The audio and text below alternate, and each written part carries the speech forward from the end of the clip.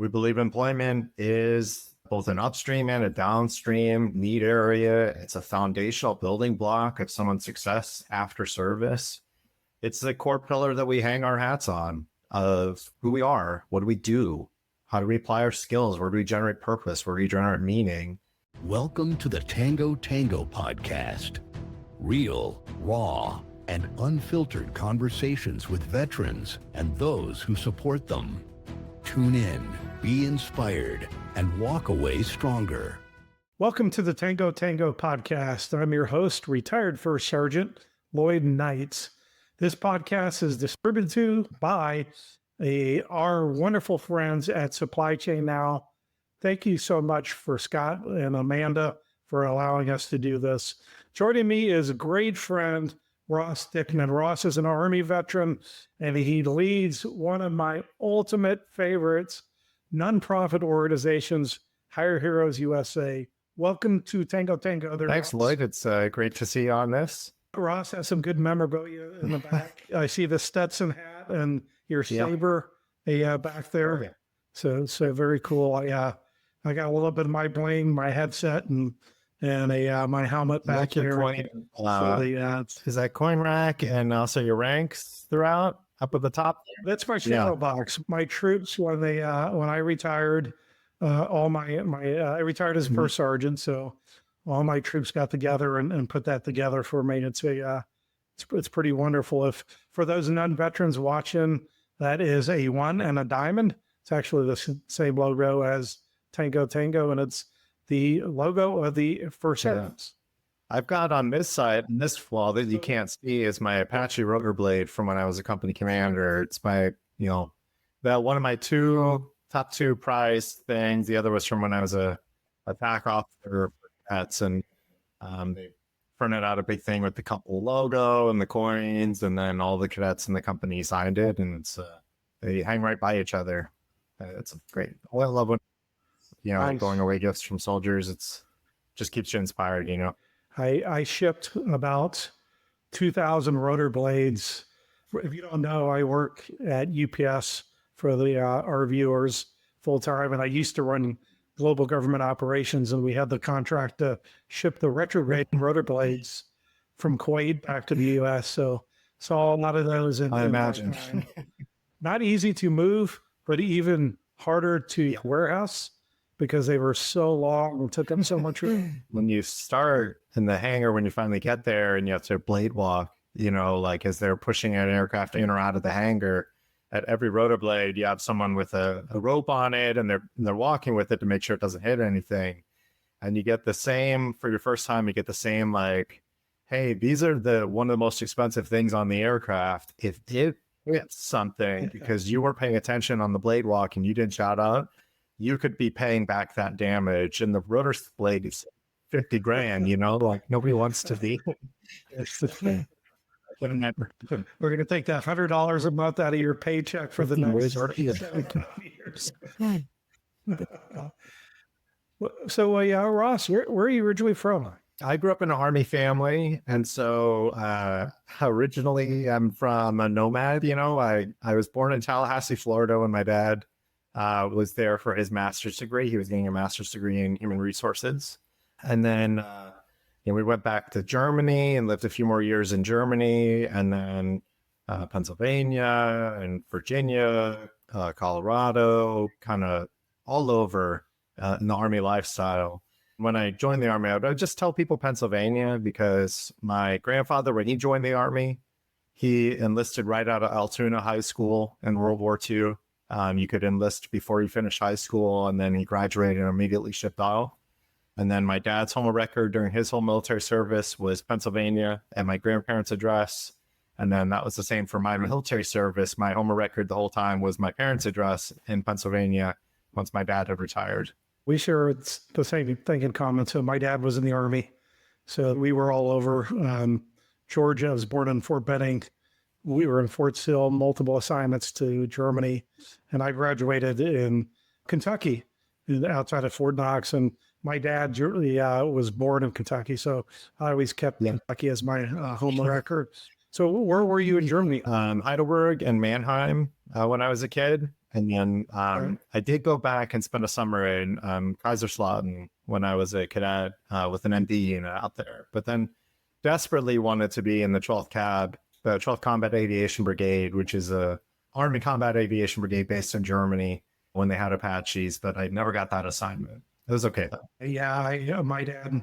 So we were in Stuttgart and then Darmstadt, where I spent middle school, and then I ended up getting stationed in Ramstein for 4 years. So know Kaiserslautern Yeah. very well. I ended up going to school and So we would go play sports against Ramstein. I did too, and the Ramstein kicked her butt. I think yeah, big school. I think they did the whole assignment rotation. I think so, yeah. If your kid could play football, you're going to Yeah. Ramstein. So, well, when that happened. So you went to West Point. So I'm sure you got absolutely amazing grades. I had the opportunity to sit on Congressman Andrew Clyde's Military Academy Review Board, and it's one of the highlights of what I do for veterans. And I am just shocked at the quality of the students that come in, the candidates.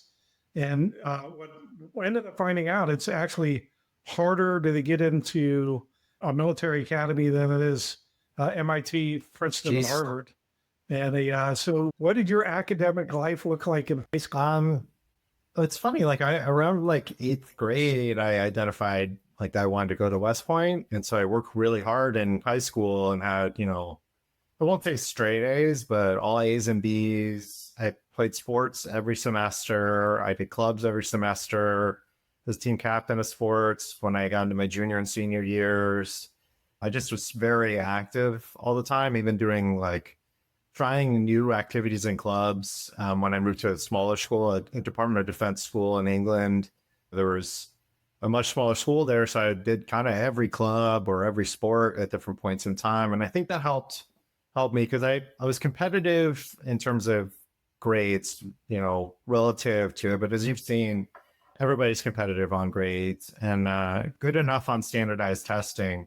I think what stood out for me was just the breadth of clubs and sports and everything that I was engaging with. I wasn't ever going to be like an NCAA or professional athlete, but just the kind of willingness to have a broad base and try things and fail and learn and grow, I think stood out in my record. Did you consider any of the other academies, or was it Officially, military academy? I think officially I did consider the Air Force Academy. It's a beautiful campus and all the rest, but in my heart, like there was only one I really was interested in going to. And what did that first year look like? I can't imagine. Is it as busy and stressful as you see on I'll say this. Well, one, anytime you're going into the military with the last name Dickman, things are going to be hard, right? Like people, you got to have a thick skin. So right away, that I knew that was going to be like something going into there. I think what was tough for me about it was I'm very much like a tactile learner. Like, I don't like to read the instructions. Like, you just kind of dive in and try to figure it out and use the instructions as a guide after I made it harder for myself. And that did not work well in a year where, hands are cupped, you walk with your shoulder against the wall, 4 responses you're allowed to say to people, you eat last, you do all of the stuff that's like very rigorous and structured in that first year as a plebe. I really struggled that first year to kind of find all the pieces together that worked. Like I felt behind on something always. The only part actually I did pretty well in was sort of club athletics and things like that, like cross country and things like that, where I felt like I had my footing under me. Otherwise, though, I got in trouble a fair amount. It took me a long time to figure out how to study and perform in the academic environment of West Point because it was very rigorous. What really ended up working for me was there were a couple of outstanding professors and instructors who were on active duty, and they just kind of served as a model for me in terms of how to think about things and how to structure myself. And when I started my sophomore year, one of them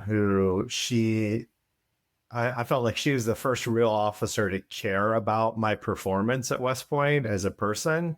She pulled me aside and was like, you do well in class, you contribute. I know you gather the materials, but you are just sucking on contributing in your homework and in the tests. You're not putting in the work where you need to represent how smart you are. And it's like, frankly, pissing me off kind of. You need to do a better job about this. I'm like, I know you That's can, awesome. and I don't want to see you cut yourself short like this. And it really made a difference during that year. Didn't USSS Grant finish dead last at the military? Just Patton. Patton's statue is the one that historically had him holding binoculars and facing away from the library because he'd never apparently been there, and he was trying to use the binoculars to find it. So by the second year, did that click where you starting to, Academically, I started getting better with it. Disciplinary wise, I would say my sophomore year, I got in the most trouble at West Point. What kind of trouble are you in, Ross? I used to tell people like, it's hard enough here. I'm not going to make it harder on myself. And then I would make it harder on myself. I have to learn through failure. I think I had to learn through failure. I would push the limits in a way that I don't think that the academy appreciated. So like, I don't have hair anymore, but when I had hair on top of my head, I would carry a ruler with me and I would keep my hair at like just at the limit of the length it was allowed. And if I had gotten grabbed by an officer or someone that my hair was too long, I would have a ruler and I would measure it, and that would get in worse trouble because I would have forgotten about key parts of that, right? Like, the general appearance of professional haircut is highly subjective to the eye of the observer. And so now I'm insubordinate and with an unprofessional haircut. It might meet the letter of length, but they don't view it as professional looking. And so I would get a double whammy just by being snarky. Important lessons to learn. So what do you study? I was a comparative politics major, which is like political science, taking different systems of government or constitutions and, kind of A/B testing and really trying to evaluate the overlaps and differences between them to try and figure out how would you approach a collaborative relationship with these two entities. So now fast forward, you're getting ready to graduate. You get to pick your career field. Right. What were your top choices? Aviation branch was my number one choice. So flying Army helicopters. Mm-hmm. My second choice was military intelligence, where you're analyzing information and trying to figure out what the enemy's doing. My third choice was armor, so tanks. And on branch night, where they bring all of the graduating classes together, you get an envelope that's got your insignia for the job that you're going to do in the Army. Everybody opens it at the same time. And you kind of know, you all sort of know where you're sitting in the class rank at that point. No, it's not a surprise to anyone if you're top 10%, middle. I was kind of on the top 2/3%, like right on the line of that, just shy of number 700 in the class. So it was kind of up in the air a little bit there of, where I might land. Depends on how popular a branch is and things like that. And now it's even more rigorous now. They incorporate a lot more testing points to make sure your personality and temperament, behavior, specific aptitudes fit in that branch. Back then, it was all class rank. And so I opened mine and I had military intelligence. So I was disappointed, of course. I wanted to fly helicopters, but also, like, if I had second choice, not bad. I know people who are getting their 7th or 8th or 9th choice, so like I'm feeling pretty good going through the semester. And it's now, I don't know, probably 4 or 5 months before graduation. And I get a notice in class that the head of the Department of Military Instruction wants to see me. So there's a full bird colonel who leads all of the military instruction, military science classes, theory, strategy, all your training stuff. And I'm like, what did I do now? Right? Like, who did I piss off? Right. So I go to his office, and I knock on the door and I report, and he tells me to take a seat. And he doesn't say anything. He just leans across his desk and puts two branch insignias in front of me, military intelligence and Army aviation. And he goes, pick one. And, you know, I'm like, sir, what do you mean? Like, I'm not sure. And he was like, one of your classmates failed the flight physical, which means there's an open spot in aviation. You're next in the order of merit list. You have until the end of this sentence to pick before I go to the next person after you. Pick. So I snatched up that aviation branch before he could regret bringing me in there. And then, of course, I'm like, so what do I do now? He's like, go see the aviation branch rep. I'll send the note to HRC and all this other stuff. And that was that. So I run down there and I'm like, ma'am, nice to meet you. I'm Cadet Dickman. I'm now an aviation officer, apparently. And, you know, so they had to work through that part of the system for my branching. But I knew it was going to be tight before that branch night around whether or not I would get it. So I had already completed all the flight physical items ahead of time. Oh, wow. I wanted to be as competitive as I could be for it. So I had gotten any waiver I needed or whatever, every test done. And so when he looked at my order of merit thing, I'm a good candidate because now I'm already through I won't fail out of it before graduation for the same reason a classmate of mine did. So you graduate in May. Do you find yourself in Alabama? Sure. Like right away after. At Fort Rucker, what's now Fort Novacell. I think it's still Fort Novacell. I mean, this is May 2025. Once right now, it's Fort Novacell in Enterprise, Alabama.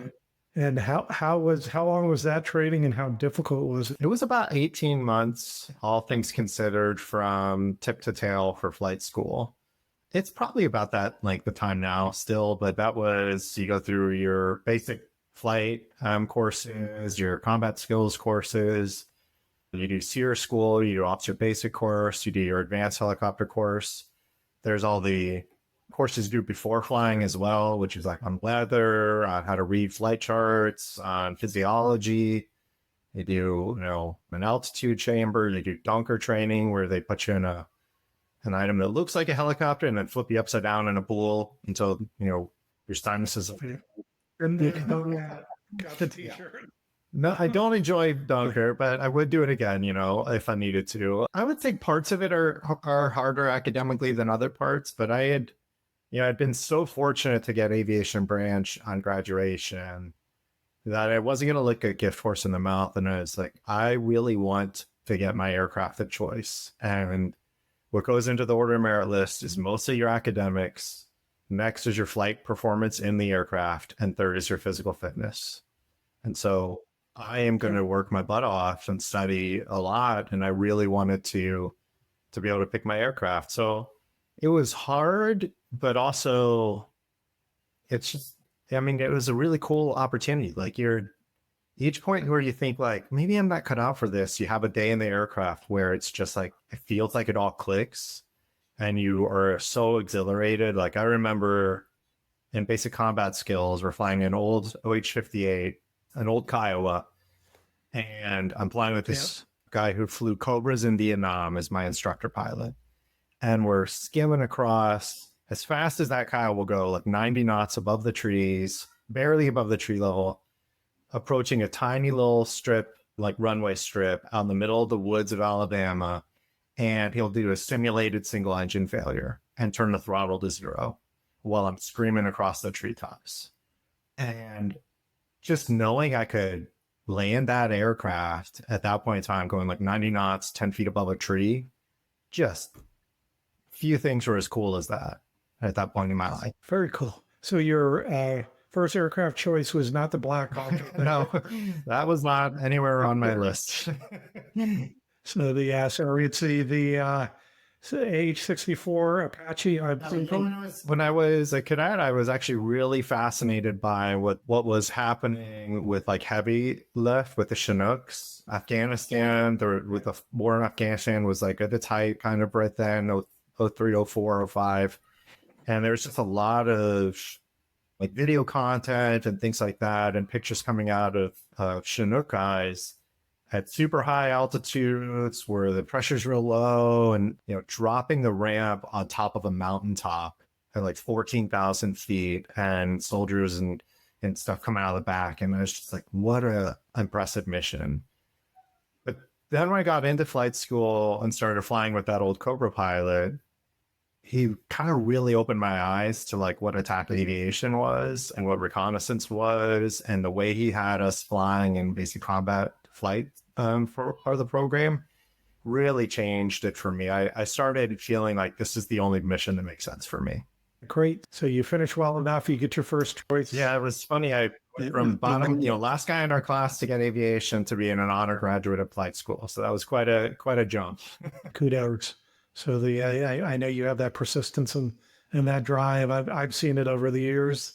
So you've now find yourself, and is the Apache school, is that in Alabama as well? Yes, yeah. All the advanced courses for the advanced airframes are right there for Novacell, still there in Alabama. So it takes a few months on. But at that point now, things are getting real serious. Your instructor pilots are active duty warrant officers, most likely. So folks who have come from an operational unit, they finish the instructor pilot course, and they teach at the schoolhouse for a little bit. And so, I'm meeting the guys who are Apache instructors. They're off deployments coming in now and teaching us. So like we're learning in the schoolhouse, we're learning how the book says, and then they're also giving us real world examples of what that felt like to do in Iraq or Afghanistan. And it was really putting all of it, like it felt very real at that point. Like this mission is very serious. You have to take it very serious. And it was really exciting. And that's when we find out as well what unit we're going to. So that's when I found out I was heading to Fort Hood for the 1st Cavalry Division. And what year was that, Russ? So I finished flight school in December of 2005. And then January 2006 reported to Fort Hood, to the 1st Air Cav Brigade, 1st and the 227th Attack Reconnaissance Battalion. Wow, you were young. I finished my career up in Q1 of 2007. So you were... Yeah, I was starting. Getting greened at that point, And I'm sure they seasoned you very quickly because there was a lot going on in that time. The unit had just come back off the deployment. So, they'd had the refresh, refit, a whole bunch of new people come in. I was a part of a new slate of officers that filled the battalion. A bunch of warrant officers came to us from 1-6 and 6-6 Cav in Germany. And so we got a bunch of new pilots in, and then a lot of senior pilots that had stayed. So, I flew with some amazing Americans who were preparing for like their 3rd and 4th deployments, either in this unit or in their 2nd or 3rd unit. This is my first one. One of the senior CW4s in my platoon was a guy, Larry. Larry had flown in Vietnam and then had retired as a W5, then had a very successful, civilian, Department of the Army civilian contractor experience. He taught helicopter training overseas and Egypt and other places. And then when 9/11 happened, he contacted the Department of the Army and was like, put me back on active duty, reduce me to CW4. Like, I want to fly. And so they sent him to the Apache course, and he goes on 2 deployments to Iraq as well. And I don't know how to deal with this guy who was like so seasoned. I'm the newest buck cherry lieutenant, never been to anything. He's been in multiple combat zones. And he would write his pass request forms that I had to sign and stuff. And it would be like, I'm taking pass, or request a 3-day pass or whatever. And the reason, and it would be like, mind your own business, LT. I have socks older than you. And I'm like, take it to the CO, and I'd have signed off on it. And he was like, why'd you sign off on this? And I'm like, sir, like, what am I going to do? Tell Larry no, right? Like, this guy is an American hero, right? And like, he was about to be retired at that point. The Army was like, you can't stay on active duty anymore. So it's not like he was coming with us on this next deployment. What was funny is, so he retires from the Army. He joined Black, what was it? And we hear him on Baghdad radio flying around on those secret squirrel missions and stuff. And he would hear us and he'd be like, hey, you effers and stuff like that. And we're like, hey, you learn. Wow. I wonder if he's still out there causing Probably somewhere. I mean, I think he's one of the untold stories of American heroism, you know. He might be in Ukraine. He probably is. Yeah, you never know. So how many times did you end up deploying? I had 2 deployments, both with the first Cav. The first one I was a lieutenant, platoon leader, and then I moved to the battalion staff. I was the logistics officer for the battalion for our redeployment. In between those 2 deployments, I took command of the headquarters company for the battalion, which is all of the personnel, logistics, supply, finance, intelligence. You oversee all of the staff functions. And then partway through that deployment, got to change command and take command of a line company, an Apache helicopter company, which was great. Wow. And can you say where you deployed to? Taji, Iraq, Camp Taji, Iraq, which is north of Baghdad by about 40 miles or so. Both times. Mm-hmm. I knew Taji well. So were you at Fort Hood your entire career, or pretty close. So after that second deployment, I was on the brigade staff for a little while, working in the operations shop. And at that time, I was supposed to go back to the schoolhouse for the captain's career course in the Army. And the brigade commander calls me up and says that he's recommended me for an aide-de-camp job at the Army Safety Center. And I'm like, sir, I'm supposed to go to the career course. And he was like, I know, but this is an important role. The general over there is a good friend of mine, and he needs a more tenured officer, someone that can be proactive. He doesn't need some hasn't experienced it officer. So I do the interviews with him over the phone, and it's like a week before Thanksgiving, and I'm PCSing to Fort Rucker either way. And General Wolf offers me the job working for him as his aide. So I, drive there over Thanksgiving, and then the week after I meet the captain I'm taking over from, who's been the aide-de-camp, and then it's kind of all engines to go. And it's about that next year, 365 days, we were on the road for more than 300 of them. And that installation, we're responsible for the risk mitigation and safety controls at wherever an Army service member is anywhere in the globe, plus the accident investigation and analysis for any incident that occurs, whether it's a vehicle incident, motorcycle, helicopter crash, a truck rollover, whatever. So we had accident investigators that we deployed all around the globe based on the severity of the incident, as well as training accident investigators and safety officers. So it was a really robust mission that kept us, I helped set up meetings with the Joint Chiefs of Staff and the Korean Army that my boss had to meet with. We went to Iraq, we went to Kuwait, we went all over the place, meeting soldiers, meeting unit commanders, making sure their safety principles were up, really managing the force sustainment side of people by trying to minimize incident and accidents. So I'm sure that experience served you very well when you became the CEO of High Heroes USA. I do tell people it's not the most I've ever traveled. That in 1 year there, I traveled more than I have in probably 3 years as an executive at Higher Heroes. So I am happy with that. When I spent 3 years on the staff at Headquarters Air Mobility Command at Scott, and that experience served me very well when I joined UPS at our Supply Chain Solutions corporate office. So it was strangely similar. The only thing I missed was putting my hat on at the end of the day. Weird little things like that, right? What I missed was we had, at that point in the combat uniform that we had for the Army, it had this ankle pocket, this Velcro ankle pocket. And the boss liked me to print his daily calendar on a 3x5.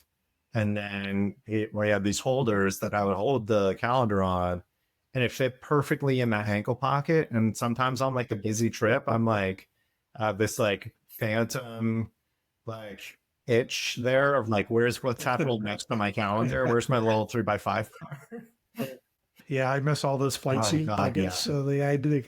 That's that's So do you have another assignment after that? Did you decide to get out? So after that, I went to the cabin crew course finally, and then I got a chance to go back to West Point. I went to my master's program at Columbia, and then I got to be what we call a TAC officer at West Point.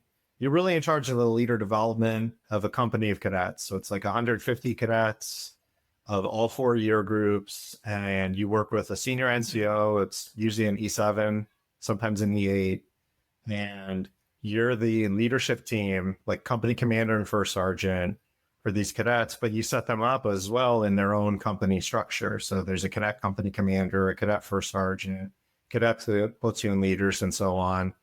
And so it's just a really wonderful, it was the coolest assignment. You talked about being on the selection committee, and in many ways, like that assignment as a TAC officer, I realized how high the standards had gotten even since I had left the academy. Like they're so driven, so smart, just wonderful, like young men and women, young leaders preparing to do difficult work on behalf of the nation.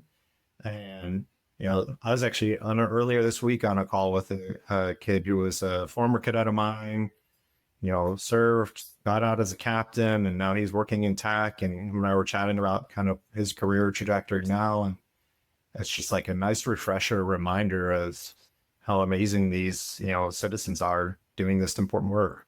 Yeah, absolutely. It's always a full day when I go do that. It's usually like a 12-hour day. And I'm just blown away by the quality and the naysayers say there's no patriotic kids these days. And I can tell you there's plenty of patriotism out there. And what really has impressed me over the last couple of years is how patriotic the first generation Americans are. Yeah, that are applying full academy. So that really motivates me. Yeah. So what was next after your academy? After the academy time, so I finished up at the academy. I dropped my packet that I knew it was time for me to get out. Some people will say like you can love the army, but the army won't love you, kind of stuff. And what I had realized was I kind of hit a point where I recognized I've hit my upper limit on the army. Like I knew I could continue to make a career out of it, but I felt like I couldn't look at a group of soldiers and tell them that they need to give 110%, 120%, everything they've got to the mission. And I felt like I couldn't quite get there myself anymore. And I just really struggled with that. I felt this sense of like, if I can't get there, if I can't model that behavior, if I can't be that leader that they need me to be, then I have no right to be standing in front of a group of soldiers, asking them to do dangerous work on behalf of the country if I can't be as fully committed as I need them to be. And it just sort of age and a desire to kind of build a family. And, I was single, but dating my wife at the time. And, I knew we were going to get married and we just gotten engaged. And like, I just kind of felt like I couldn't sacrifice all of those other parts of life anymore by being fully everything in the army. So then I started the transition, which went pretty poorly for me for a good amount of time. which was bad, but it's actually good considering the business you're in now. So what did you envision yourself doing after the army? Man, I thought I would be like a organizational psychology or like leader development consultant at like either one of the big four or a boutique like leader development consulting group, like Deloitte's human capital side team or something like that, or McKinsey's human capital side, I thought that's where I'd end up. And I was trying to interview for a lot of those. I was reading like Case in Point. I went to the networking fairs. I got into a series of interviews on those. And there was other things too. Like I thought that's what I was going to do, but also felt like I was forcing it, but I didn't want to admit it felt like I was forcing it. So then I was just kind of really struggling. So I was taking any interview opportunity I could get, which included like a microchip processing and manufacturing firm, which bombed that one hard, and in finance, which I bombed those hard, and just over and over again, because it wasn't like that sense of falseness or, it just didn't ring as authentic. I wasn't able to articulate things in a way that made sense. And I'm meeting with a partner at one of these human capital consulting groups, and I'm trying to convey how much I want to do the work. And he kind of stops the interview and is like, let me be honest with you. Like, you're kind of saying the right things, but it's not coming across as that this is right for you. Like, it feels like that you feel like you need to do this and not what you really are driven to do, or not what you're like wanting to do, really. He was like, and that's dangerous because you'll carry regret or you'll be dissatisfied with this. So like, I want you to go reflect on that feedback. And if you come back to me and say like, this is actually really what I want to do, and here's why, I will move you forward in the process. But I think I'm right, and I've been doing this for a long time. And I was so pissed. I was so pissed. And he was 100% right. And it was exactly what I needed to hear. Yeah. But, at that moment, it wasn't what I wanted to hear. And that for me, a lot, like, often what you need to hear isn't what you want in that transition. But he was right. And when I started thinking about it, that felt convenient to me. I had a degree in organizational psychology, but I wasn't really interested in being like the researcher, advisor, coach, leadership coach to a variety and an ever-changing cast of people. I really wanted to get deep and build, and I wanted to shape the environment around me and shape an environment that made a difference. And his feedback was critical, but it did piss me off. So what ended up being your first job you did? It was actually, I as this kind of workshopping then, this kind of articulation of how I wanted to make an impact. I was meeting with a boss of mine and a good friend now who's now retired, and just chatting through kind of how I wanted to shape and find that next opportunity and talk about my skills and talk about my value from the military. And he said, hey, have you heard of these guys, Hire Heroes? And I'm like, I had not. And he was like, they're hiring for a job that I know about because I've been helping kind of source this person to lead a research effort where, you have to do some of that stuff that you were trying to chase as far as the research and the analysis and the data, but you also have to create a program from scratch and execute an intervention from scratch and deliver it to hundreds of service members under the umbrella. I vaguely remember this. It was this mission according to this was Independence Project, and you brought people out to your office at UPS actually, and one of our forwards. So that was about 8 years ago. Yeah, so I started that in 2016, and basically it was all the things I'd wanted. Like, I got to be entrepreneurial. I had to build an entire program independent of Hire Heroes USA, but under the organizational structure.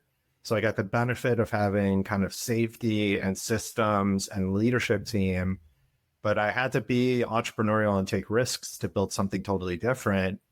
And also I had to keep my own bank accounts. I had to do my own accounting. I had to have my own PEO system and stuff like that, because it was such a narrowly defined and restricted grant that there was no bleed over of the money into the general operating funds was allowed. And I got to hire my own team, and it just was exactly what I needed that moment, especially because it forced me to learn a lot. And really the premise was disabled veterans, especially those with a rating over 60%, were least likely to participate in the labor market and had some of the highest rates of unemployment. And so our mission was really to try and, one, aim to change that, impact their engagement in the labor market, impact their employment rates, see how that affected how they interact with the disability compensation system, to provide positive incentive structures to get them in the labor market, help them overcome barriers, and stay upwardly mobile, get promoted, earn more. I ran that from 2016, and then our first clients came through in 2017. So 2016 was all like development of that, and then we did a couple of micro tests essentially. And then 2017, our first actual like clients came through this training program until, 2020. I ran that till 2020. So for our viewers who are not familiar, first of all, I got to say, I've been a partner with Hire Heroes USA for a really long time. So dating back to when I started the Veterans Business Resource Group at UPS. So that's about 13 years ago when I met Brian Stan, and I think you guys maybe had 18 employees at the time. But it's a wonderful organization. There are a lot of VSOs, so Veteran Service Organization. There are 50,000 nonprofits approximately across the country that support veterans and their families solely. And then by all estimates, there's over 100,000 that have veterans and their family members somewhere in their mission. And I give a speech, the good, the bad, and the ugly. And Hire Heroes USA is the good. They're good for many reasons. First, their value they add.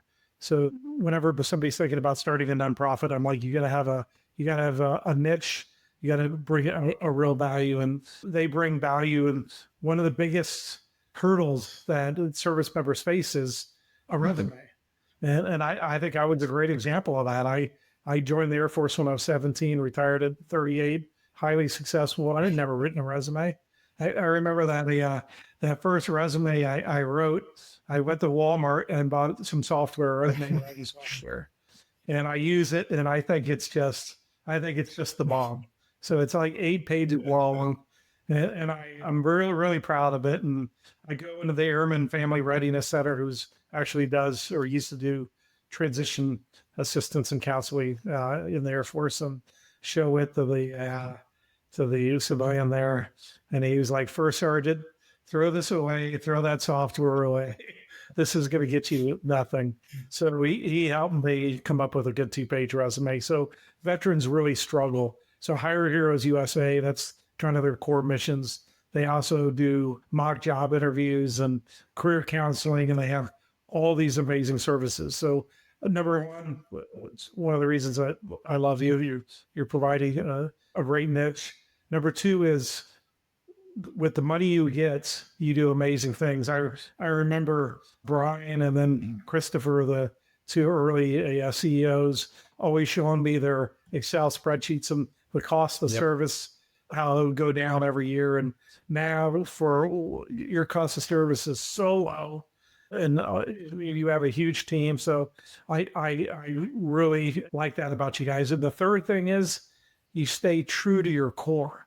Like, you're not following the money. There's too many veteran services organizations and nonprofits in general go chasing money, and they water down what their core is. And you guys have done different programs, but you've always been true to that core, which is so good. And then the number one reason I see the results, over 13 years, Ross, I've told you these numbers before. I've referred tens of thousands of veterans and spouses, and sometimes I don't recognize the before and after, because you guys are so good at what you do.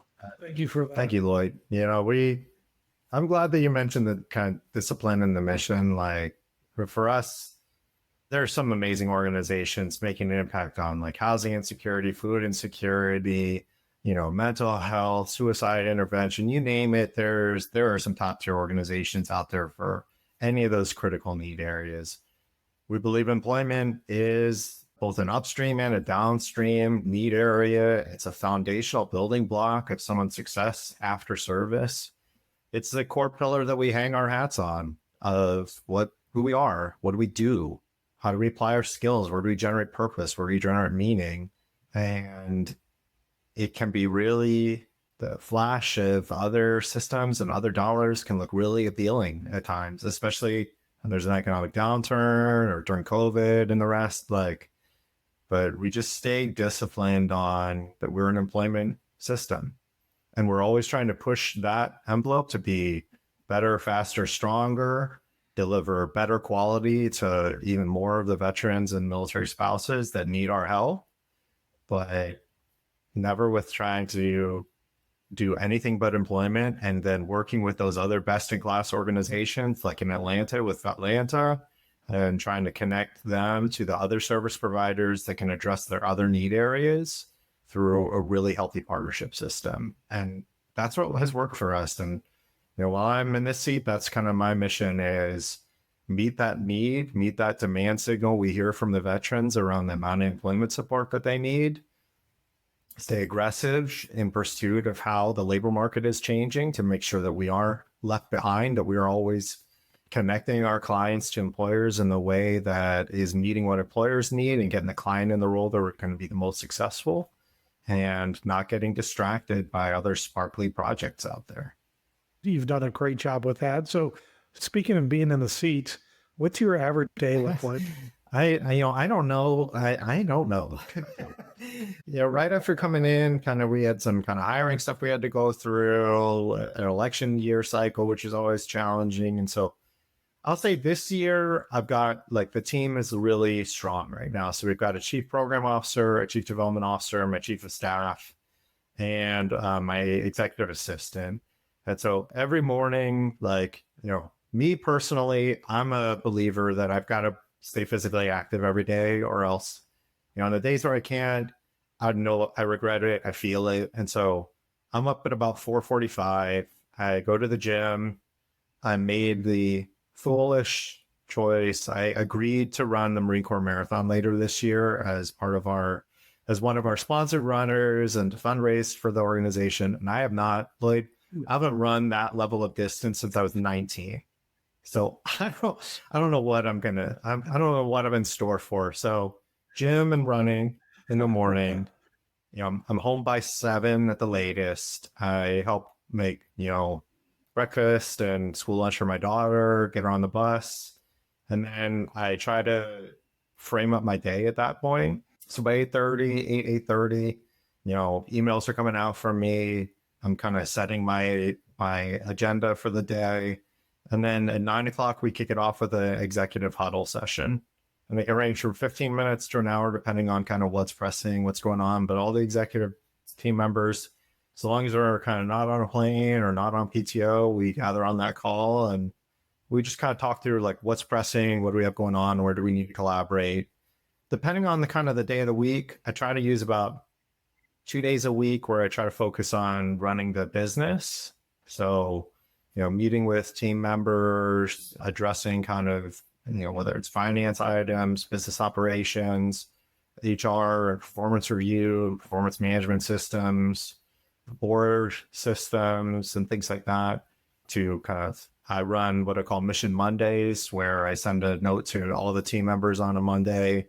Here's my 5 priority areas or 5 things that are on my mind for this week, as well as having kind of open office hours for any employee that they can drop in and elevate questions or concerns or just shoot the shit, if they want to. And then 3 days a week, I focus on business development, the PR, the marketing, and really being that brand advocate for our work, for our mission, being the partner advocate. So reaching out to our donors, talking to our corporate partners, talking to our foundation partners. I'm on the road a lot. So those are usually when I'm out, meeting with legislators or members of the federal government, and just really talking about the work that we do, trying to connect our work with their business priorities, and really try to be the number one biggest advocate and salesperson for the organization. Speaking of meeting with members of the federal government, you just had a heck of a meeting, right? I did. So you met with the Secretary of the VA and the Secretary of Defense. Just the Secretary of the VA. It was great to get a chance to meet with Secretary Collins and talk through transition. Transition is a focus area for the VA this year, as well as homeless veterans issues, as well as, as they think about suicide and veteran suicide prevention. non-health factors that impact someone's likelihood for suicide or risk area for suicide are really critical, and they're getting more data on that. So financial insecurity, unexpected unemployment, or loss of benefits, and those kinds of things that kind of put someone in a tailspin a bit. And I think our work is an important interruption to that kind of tailspin when someone loses a job.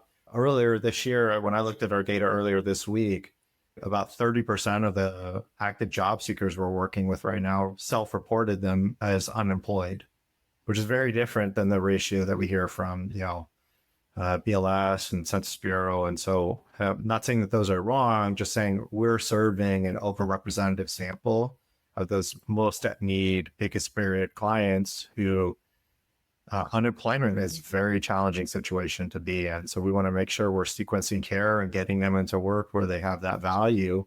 That's a protective factor for a lot of downstream issues and areas. Yeah, absolutely. Was Joel Katz in that meeting with you? No, just the deputy chief of staff and then our team with him, which is great. Joel's a senior advisor, good friend, just moved from Atlanta. So he was his vice chief of staff when it was Carlos and great. So they're I'll have to say hi. yeah. So I have a long relationship with them too. So what great. It's just shows you how impressive Hire Heroes is for you to get in that room. So they not everybody gets an invite like that. So kudos to you, and I'm sure you made the best of it. So what's next for Hire Heroes? Well, right now we are really pushing, you highlighted our work on the resume, which is really like that. It's both the paper and systems representation of your skills and capability. It's also, I think of it a lot of times, it's like your roadmap for how you talk about yourself, where you tell me about yourself, or tell me about a time you did this, or when was a time you navigated this. And the resume is a really powerful tool and also an important process item for managing how hiring gets done. But, we want to continue to drive efficiency, drive economical use of the resume. So we're launching a lot of tech forward innovations this year. We want to keep the person in the process, and we really want to make that one-on-one connection is the most important tissue for how someone gains that ability to talk about their skills and articulate themselves. So really trying to improve and continue to pursue that operational efficiency. We asked our team members last year to vote on the core values of the organization. And one of the top ones that the employees selected was effectiveness. I was really proud of that. It's a signal that kind of you had mentioned it as well, right? Like our team really prides itself on making the most use of every donor dollar in pursuit of that mission, being as effective as possible to deliver an outcome. And that outcome is healthy employment, that service member or spouse. We're really focused as well, looking at where we see pain points. The demographics of who we serve changes over time. I know I was having a great conversation last week with someone that, we're all kind of post 9/11 veterans, but if you really think about it, post 9/11 veterans now has become too big of an umbrella. You've got, that kind of early surge area separators. You've got people who separated in that 10 to 20s, post recession or post, housing crisis time period. You've got that narrow window of 2020 to 2021 separators who are kind of COVID, separators, and now post COVID.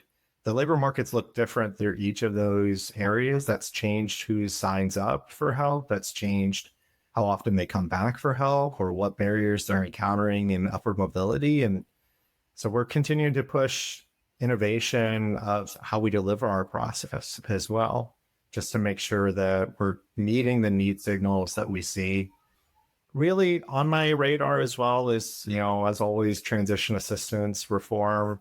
I do think that we can't just pick up the top programming and keep moving it earlier and earlier in someone's sequence and delivering the same content. And it's maybe time for us to think about a more innovative solution that's integrated, that connects all the different points of data that we have on someone's capability and skills. And then, the last big bucket for me really is skills-based hiring.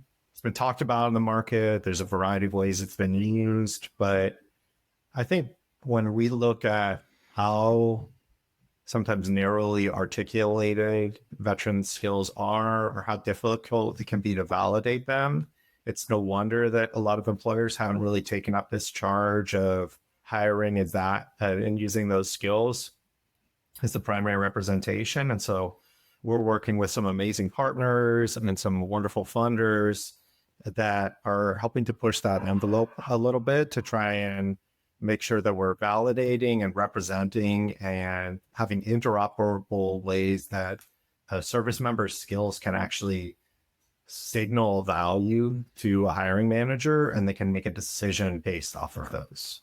As somebody who was a hiring manager for many years and somebody that leads veteran recruiting from one of the largest companies in the world, I really appreciate it. Yeah, I know the value that veterans bring to our organization, but I can't hire them out of the leap of faith. And you don't have to. You don't have time to go through each of their U214s and parse it for the details that maybe they don't know how to articulate. Like there's, so we're trying on that. We'll be in touch for sure on it. So the cool, I actually taught a class for you guys earlier today in your alum program, which I guess is new. I taught a class in personal training, which was pretty fun. So you have an amazing group of volunteers that are pretty loyal to the organization. So again, I just think it is a reflection of your leadership and a reflection of the organization as a whole, that so many people want to raise their hands and partner with you. So I appreciate that, Lloyd. I appreciate your steadfast volunteering as well. I actually had a call earlier today with the volunteers, not been volunteering as long as you, only 3 years, but he was talking about how much value he gets out of like delivering that mock interview or supporting a client who just wants to understand. This volunteer worked in HR, like I want to understand HR systems and processes a little bit better. And it's such an important part of how our model is connected is, our transition specialist, who's the one-on-one coach for them, is like their guide, it's their general subject matter expert, but then, connecting them to industry experts, connecting them to actual hiring managers for a mock interview so they can get real world feedback on that. It makes a huge difference. And especially coming off the backs of, National Volunteering Month was last month, and we had a ton of activations to celebrate that. Really appreciate all of those volunteers that give their time and their expertise to support veterans and military spouses. Well, outstanding. So thank you to you, Ross. Thanks for coming on the Tango Tango podcast. Thanks to all the wonderful employees. I have so many friends at Hire Heroes, current and past. You have an amazing team. Cherish them. So any closing comments from your end? Just if you know a service member, or you are a service member or a veteran or a military spouse, or if you served in the military at any point in time, our services are open to any veteran, any service member, any former member of the military, any military spouse. It doesn't matter when you served, how you separated, what your rank was, whether you had a degree or not. We are there to serve those that need help with navigating either their initial employment, or if you're stuck and can't figure out how to get into the job that you want to get into, we're here for you too. It's free. You can come back and use us as many times as you want over your entire career life cycle. And please encourage people to sign up and get the help that they need. Awesome. Thank you, Ross. So I'm going to end it like I end all my podcasts. Be safe, be kind, and be remarkable. The Tango Tango podcast is proudly sponsored by Supply Chain Now. Join the Tango Tango community for more inspiring stories. Follow us on Facebook, X, and LinkedIn. Subscribe to the Tango Tango YouTube channel and follow and listen to Tango Tango wherever you get your podcasts.